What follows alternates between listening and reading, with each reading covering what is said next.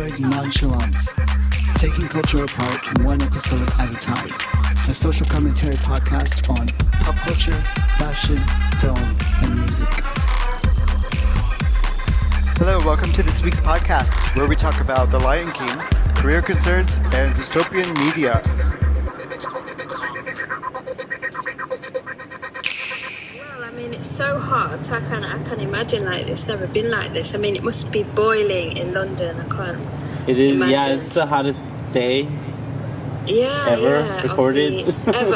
ever recorded. And I mean, I'm hot up here in Nottingham, so I feel sorry for people on the underground as well. Oh my God! I no can't way. even imagine. Let's just catch each other up on what our week has been like. So, Serena, how has your week been? It's been good. I've been basically doing some research on some articles. That's mostly what I've been doing this week. I've been looking at Black European royal families.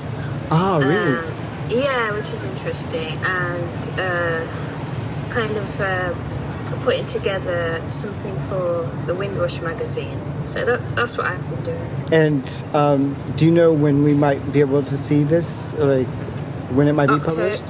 Yeah, it'll be coming out in October, so I've got like a few articles that I'm doing. So yeah, Okay. I've been doing a bit of research. We've been to some movies. We saw The Lion King, so we finally got to see that. What did you think?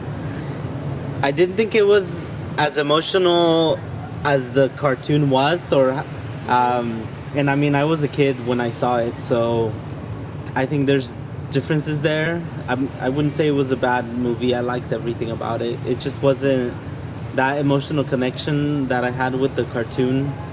Yeah. Maybe wasn't there so much. It made me realize I had never seen the animated version of it. So I was like, was this in the cartoon? I don't remember this. And I don't think I've ever seen it. But I do love a good villain.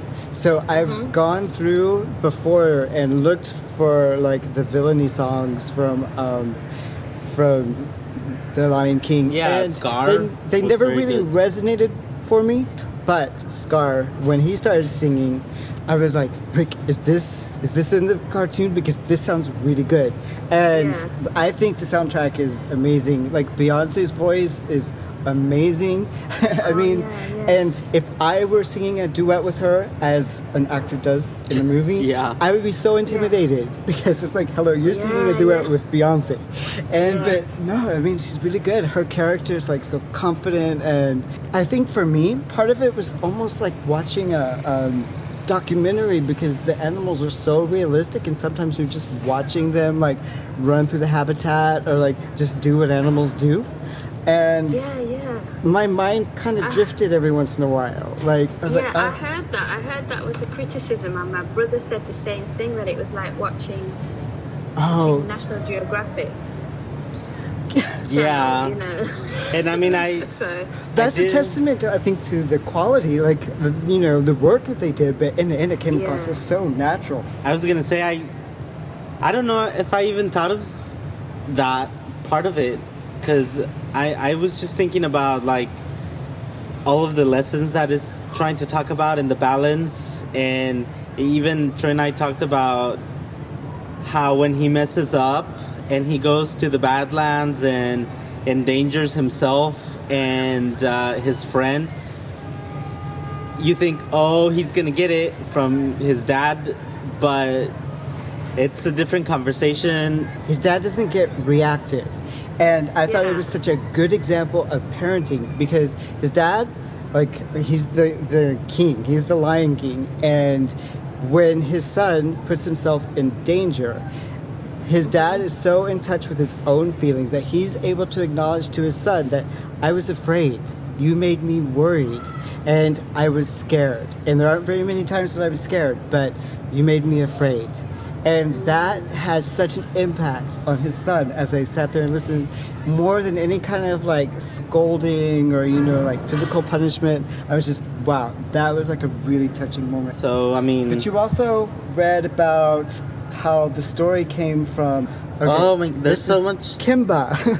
That was the original story. Kimba the White Lion, and I read about it, and I saw some of the footage and some of the videos, because this is when the Lion King cartoon came out, Disney made a huge deal about it's original. It's our first original, like not based on anything, because everything before was like folk tales, like Cinderella and Snow White, and all of those movies came from these old tales. But the Lion King, it was a big push to say this is original, not based on anything, and come to find out that a lot of the imagery that they used was like side by side, almost exactly the same as this cartoon called Kimba, which, I mean, even the name Kimba, Simba.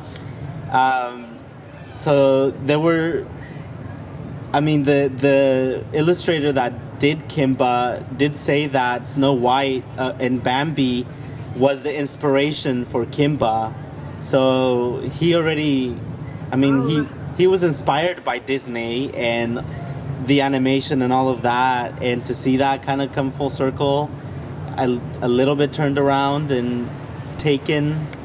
But then the illustrator tried to put out a comic book version of his story, and Disney sued him and said you cannot put out your Kimba story in a comic book version. Yeah, even though he... Oh, that's so interesting. Yeah, I mean, I'm not surprised that Disney would do something like that. So they can make sometimes really good movies, but at the same time, they're a media machine. They are the kings of kind of media, and that's such a force in Hollywood, Disney, and the kind of businesses and reach that they have is huge. From child to the grave, if you think about it, they are incredibly influential. So behind the scenes, it goes a lot further than what we all. So we saw The Lion King. That I've been thinking a lot about continuing to update my resume and going with Troy to King's Cross and waiting for him while he had his meeting, and just seeing everybody going into their work and just everybody having a place to go. And it felt really bad to not, I don't know, to not have something like that, or to not even know where to begin to find something like that. Not that I want to be in an office, but when you're in the middle of that, and I don't know, it made me feel really insecure. I know how you feel. And and I mean, it's just like you should be doing something and you're not. Or I've had Troy help me out. Yeah, it's been a bit of a challenge because I can see some things so clearly from the outside, and I don't think Rick is like picking up on them. Sometimes I just get the feeling that he doesn't quite see like everything that he has to offer. Have you been sending out CVs? No, I'm not at that point right now. Okay. And have you seen any jobs or No, I mean, I've been looking through different things and just considering what might work, but I kind of don't have to rush. It's just taking that breathing room and like looking and seeing if there's things here or there, what might be more convenient, or what might be like maybe might be more beneficial than convenience. Since I'm not in that you're about to fall off the cliff, you better make a choice. It's kind of like it's good and bad, because I think that I work the best when I'm on that cliff, because I have to. When you feel under pressure. It's not like you can't artificially create that. No, and I think that's what you've been trying to do. Like there's the carrot motivation and there's the whip motivation. And if you're used to the whip motivation, I don't think that you can convince yourself that it's that kind of situation if it's not really. That's why I'm saying, like, I don't think he sees all the carrots that are out there that are within his grasp. And he's not used to thinking of it in those kinds of terms. Like when you don't have pressure breathing down your neck, you can still have something that you go towards. That's where our conversations have been lately. but even just going through the CV, and we've been going through his CV and looking up the job descriptions for the jobs that he's had, and finding out what the language is for these job descriptions, and the process. And sometimes it's a challenge to own up to the fact that this is actually what you did in this job. It sounds complicated. It sounds like it's a huge achievement, and it is, but you did it day by day. But it doesn't mean that you didn't do it. And so you go through these job descriptions, and it sounds really intimidating if you were just going to go and land that job. And to own the fact that, I've done this. I've done this communication. I've done this team building. I do this kind of marketing and strategy, and it sounds really intimidating. But it is like how you see it when you go to apply for a job and you see the job description. It's a lot more intimidating than when you actually go and do the job. And some of the things that Troy's asking me to put in, I'm just like, that just seems fake. That doesn't seem real. And which to me sounds like the imposter it seems like syndrome. I'm a fraud, and I don't know. But that's the imposter I know what you syndrome. mean. It makes you feel. It makes you feel like, is this appropriate, or is this what they really want? And really, you want them to want you as a person, as a whole. But I suppose you have, because I've been going through it as well. It's a tough one. You kind of are trying to, give them what they want without selling yourself out, and who you truly are. It's a tough one. I guess at the same time, what I've learned is I've also got to kind of put in to things that I enjoy. Oh, because, it can be almost like a full-time job looking for a job.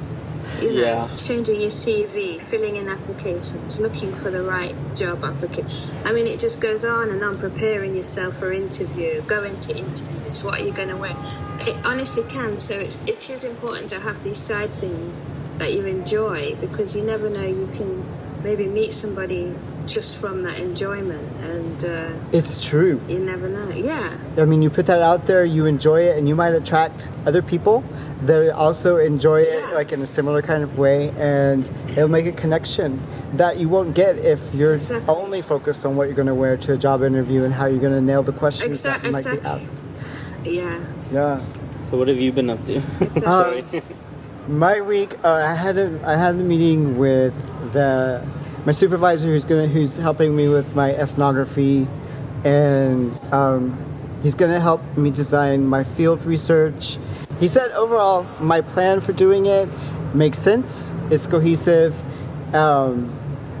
but we're at such an early stage right now. I just have to get the ethical stuff, like the ethical compliance, submitted to the university. And luckily, he said, don't worry about making that perfect, because if they come back with something, then you can respond. And it's just kind of iterative. It's going to build up into something that's more solid. I was like, okay, that's fine. And we started watching that show, and we started doing like the podcast for that. We started working on the video. Oh, yeah. Years and years. We finally watched episode 2, but we haven't seen. Have we seen episode 3? No, we haven't seen episode 3. But that brings us on to the discussion about dystopian narratives, dystopian media. The reason I got interested in the subject is because there's so much conversation right now in like the political landscape about Brexit and Trump, and just like what it means, and then what's the dynamic of it, how is it happening, and like why is it happening. And we saw that first episode of the show, Years and Years, and I was like, this is really like dystopian, but it's not a far away dystopian. It's almost like a 5-second delay of what's happening right now. It's not way into the future where people have become like, you can't tell the difference between robots and people anymore. 2 weeks from now could be like, which for me is really anxiety provoking. That's why dystopian kind of like stuck out in my mind, because Rick's been watching what's happening with immigration and the borders in the States, because it's affecting people like his family, like directly. And it's really horrible what you hear going on. And then, Trump was tweeting about the squad, these 4 congresswomen, and these... Oh, yes, that was terrible, that was. That they need to go back to their countries, which, 3 of them are from the U.S., and you hear them doing all of that and then talking about Mexican immigrants being animals. They're not even people. I mean, They're caging them like animals. that doesn't even like get picked up anymore. And they're caging them like animals. You have pens going to these centers, and you have all these people packed in, and it's just, how is this happening in America, and how are they letting this happen? And it's just one thing after the other. And I mean, this is a huge thing that gets so glossed over, I think, or at this point people don't care as much. It's like theater. Some people might take it like theater, and just like a 2-second headline, and we're done, and okay, the next terrible thing that he's done, and it's just, you can't even keep up. Exactly, because it just moves on to the next, to the next, to the next thing. and that's the plan. That's But his plan. I mean, That's the strategy. well, but then, okay, to give it the historical context, you know, America and Europe, you know, they this is a mode of this is a mode that's worked for 400 years to kind of live off other people and make people the other in Right. order to make money, in order for commerce to move. Right, to build You know, political power. Yeah, exactly. Yeah. Is to make somebody the you know, the wronged person, so that people feel elevated enough to put them down. So it's just it's a cycle which has worked for so long, and that's where it comes Well, from. yeah, and this is what's on the cycle now. A few years ago, it was gay people that were, you know, the other. And I mean, in some ways still, but not. It's less now, Yeah. and it's become racial again. I'm not surprised, but it's so blatant at this point that it's so racial. Yeah. So racial. And that's kind of like where my question came from. One of the things about Trump was that he was dominating the news cycle. And they say that one person's utopia is another person's dystopia. And so, I mean, and Right. so he was, I think, creating something for people who could buy into it, but at the same time, it's perpetuating itself, and he was dominating it, and you know, that kind of coverage got him elected. But at the same time, the mirror to that is that it created a dystopia for so many other people. It's almost like the chicken and the egg. So now I wanted to understand what dystopia does. It's actually less scary once you go into like the theory behind it. But it turns out dystopia is part of a utopian cycle that some people theorize that it's a warning, and so they map out a problem, they warn you, and then they give you a sign of hope. How can you fix this? And so that, like, once you put dystopia into like this utopian process that's out there, it's Yes. there are people trying to articulate what a problem is, and then they're trying to articulate a solution. And so it kind of, Douglas Kellner talks about different types of paranoia that are out there, and there's a clinical kind of paranoia where you're dissociated from reality, and it's regressive. I mean, it's not going to make sense, and it's reactive, and there's not much you can get from it other than it's very emotional.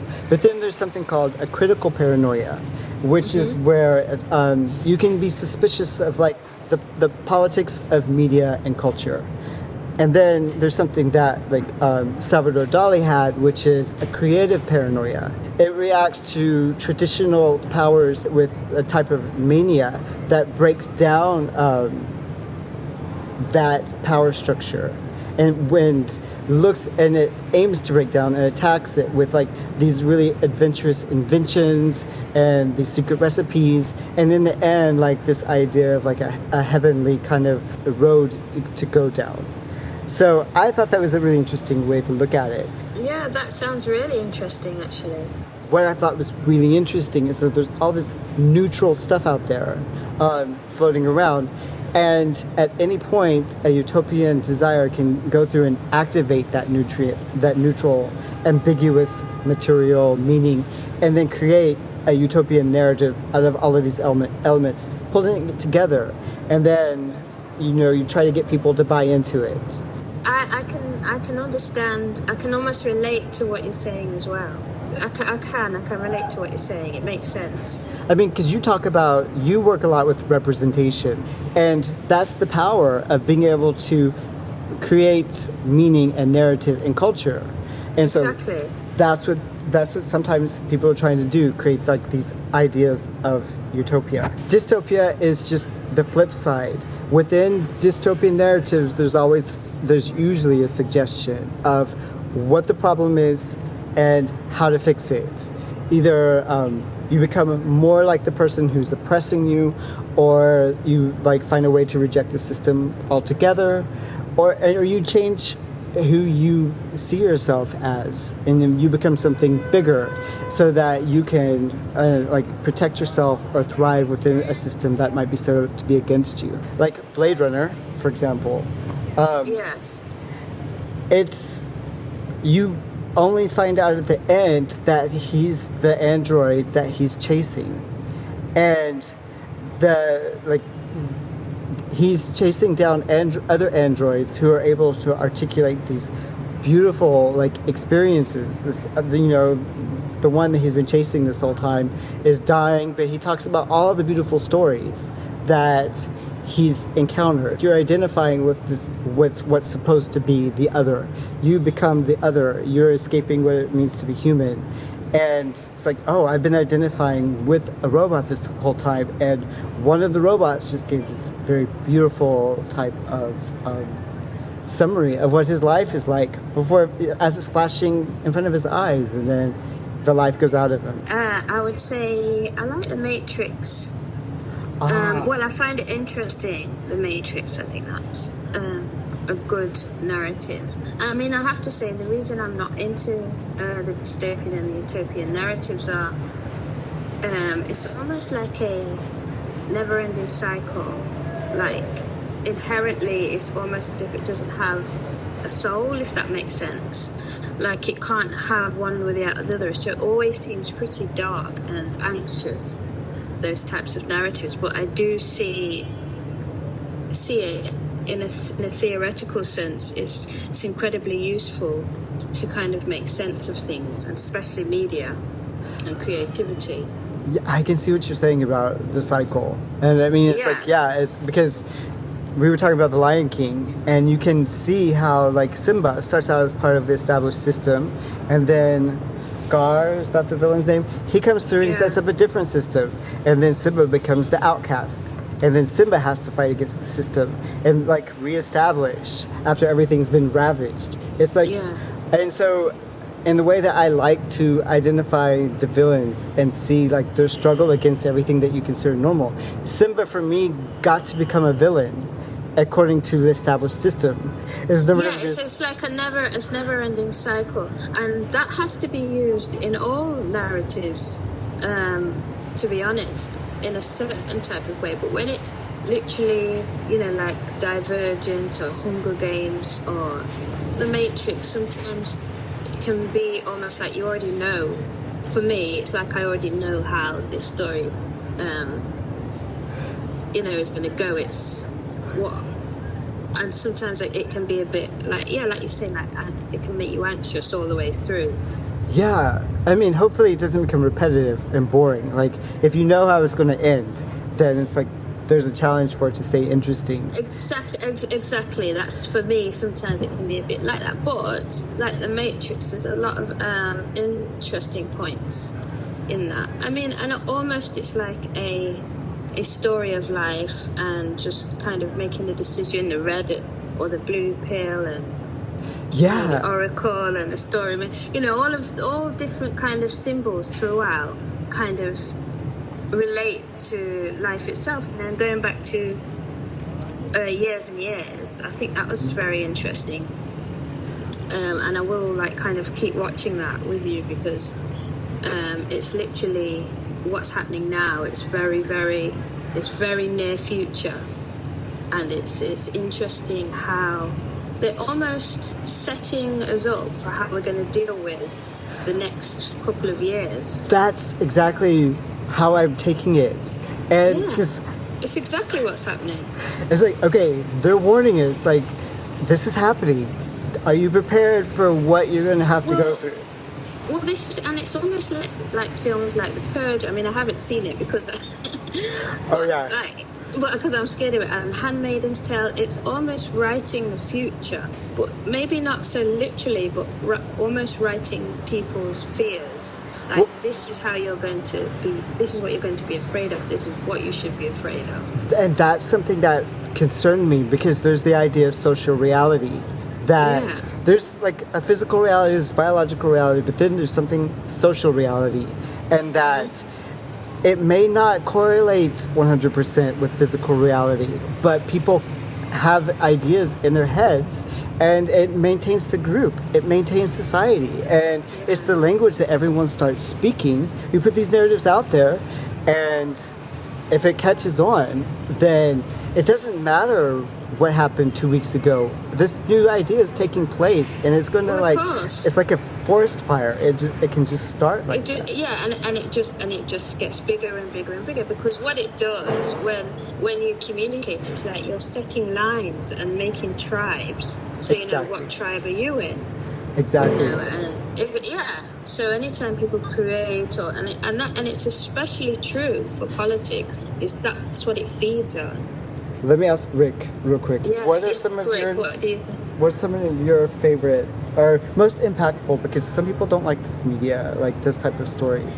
Well, this is my favorite type of story, and I just bask in it. And as you two are talking, I keep getting worried about everything that I'm gonna miss. Like, I'm giving an Oscar speech, and I'm gonna miss the most important parts. Yeah, seriously, I have anxiety right now, and I'm trying to cram it all in. But I mean, one of the biggest is definitely Battlestar Galactica. I like that parallels that. I like how it parallels with a real life, and how you can connect so much of what happens to what's actually happening, the politics of, the Iraq War, and how humans repeat history, and how history repeats, and how no matter what you do, everything comes back full circle, and people are going to make the same mistakes, and how it forces you to see the other side. How it forced, for example, in Battlestar Galactica, the humans have to become insurgents, like Iraq people were. There's like car bombers. It forces you to switch your view and to see their perspective and what the robots have taken over. Yeah. So Technology's taken over. now that they set up this colony and the robots are they're they've overtaken them, how are you gonna fight back? And you can see parallels with everything that's happening in the real world now. And I mean, that's what Years and Years does. It's really scary parallels, and it's what Troy was saying about how there's a warning. This is a big red flag. Like, this is happening to you, and if these decisions happen this way, you're going to be having to deal with A, B, and C. In Battlestar Galactica, at the end, they really showed how. I mean, they talk about Earth, and this, like the fabled Earth, the 13th colony, and did it exist, and all of that, and they talk about how we are ramping up the robots, and starting with artificial intelligence. And they showed footage towards the end of the show. They show footage of what we're doing now, which is, there's like this huge, coming back to the beginning. Humans are they gonna do it again? Because we're back at the beginning. Are we gonna mess up as much as we continue to develop and be overtaken and repeat the cycle? And seeing that real footage in that show, seeing the real stuff in Years and Years, and even something like The Man in the High Castle, where they're exploring that's really good. Have you seen Men in the High Castle? Oh yeah, no, I haven't seen that. Yeah, I mean the dystopia I do know what you're on about. of, you know, what if the Nazis had won World War II, and you have these parallel worlds, and seeing all of these dynamics and how plausible they are, and how, I mean, when I'm watching the show, I get so interested to see, like, what does the map look like? What territories exist? What happened to this state? What happened to that? Just seeing those landmarks and what happened. I mean, like, The Handmaid's Tale, the same thing. What territories are left after, you know, this overthrow of government? And I get so interested in the landscapes and in how they relate to our world, and what we have and what we might lose. And again, what Troy was saying, the danger that we have coming up if we really mess everything up. Without people even realizing it, there are certain Americans who would have probably been happier had the Nazis that actually won, because they're buying into that same idea, just under a different name. And and how does that change the landscape when, you know, the president can be there's evidence that he's lied, that he's accepted help from foreign governments, and that he was able to get away with it. Like, that has changed the landscape. It has wrecked the institution and what's left and what's been broken apart. I mean, it's a parallel, because that's actually happened. That's not the way the Constitution has set things up to work. And that's not how presidents are supposed to behave. And if you go around crashing things, then the landscape is going to look different. I mean, metaphorically, like symbolically, but functionally as well. I mean, and the reason why, to me, it's almost like, he's getting away with it, but it's part and parcel of the subtlety of power. And to be quite frank, that's always happened. If we go to the Declaration then, and we see Jefferson and the life he was living, talking about, you know, the rights of man and equality, while at the same time he had slaves and a 14-year-old girl that he had, you know, quite a few children with. So, you know, it's part and parcel of how, you know, patriarchy. And that's only going back to then, because I could even go back further. Right. You can literally go back to Israel and biblical times, about how patriarchy works. It's commerce. It's all right there on the page if you go back to the Old Testament. But it's the subtlety of power which has worked, and we're all kind of born into this society, into this construct. And each day we're being fed on it and regurgitating it. Part of what I was looking at in terms of identity and talking about how the power that's on us happens at such a granular level. It's everything from the hospital, the psychologist, the school, going into a store. What you're taught in school, the images that you see, all of it. The power, like, on you is the matrix. It becomes a shell that just builds up and builds up. But that's one thing I liked about the Matrix, at least for the first couple, was that you really got the sense that you can make choices and they'll still be like a mystery to you, and there's like an untapped potential in the choices that you make, and that being aware of like your range of choices, trying to get a grasp on that. I really liked that phrase, that line, like, walking the path and knowing the path are two different things. Yes. And so that to me has always been like, that's one thing I've loved about the Matrix, is that it's going to be a mystery, but it's a mystery that comes from like a choice. And like, if you can learn to leverage structures against structure, because you're never going to be free from structure, but you can leverage them, and in order like just to get like a bit of freedom for yourself. Like, that's one of the reasons why I really like the Matrix, because it has a vacuum in the core where you don't have to buy into so much of the cycle. It almost like leaves a blank that you can fill in yourself. I totally agree with that, and it's about that choice that you make, that almost choosing the mystery. Because sometimes when I talk to people, in the street about, or hear about arguments over Brexit or Trump or whatever, and Right. it's always the people that are saying, but what else are we going to do? Like, we've got to have a plan, or we have to vote for him, because what else can we do? And it's that fear of the unknown Right. that it seems to me is running the show. Yeah, because when you're afraid of the unknown, then you have to buy into a narrative that's already established for you, and that narrative has come with power. It's like somebody's had the power to pull together that sense of meaning, and you're buying into it, because it's scary to be like off on your own and not buy other narratives. There's also the danger of those that become so complacent that they don't buy into anything, and you're not buying into the unknown. You're not even bothering, because you're like, you think you're above it, and you think that people before you didn't fight hard enough to have it, so you're gonna lose it then. And you just, that was one of the biggest issues, that the biggest thing, over 50% of the country didn't bother. And I'm sure with Brexit there was a similar thing that happened where tons of people didn't even bother. Because they felt like they weren't part of the system. They've never been heard, and that's through history of not feeling like they're part of the system, like they've got nothing to do with it. Well, yeah, but that's a good way to guarantee that you're not. Yeah, this is so true. It's so true. Unless, I don't know, because you have like AOC, right?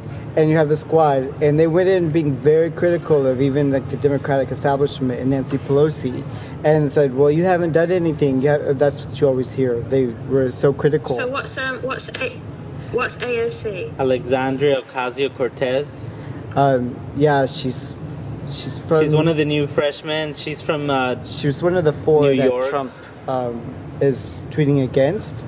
And she... Oh, the young... Yes, yeah, the young one. Yeah. I mean... I know which one.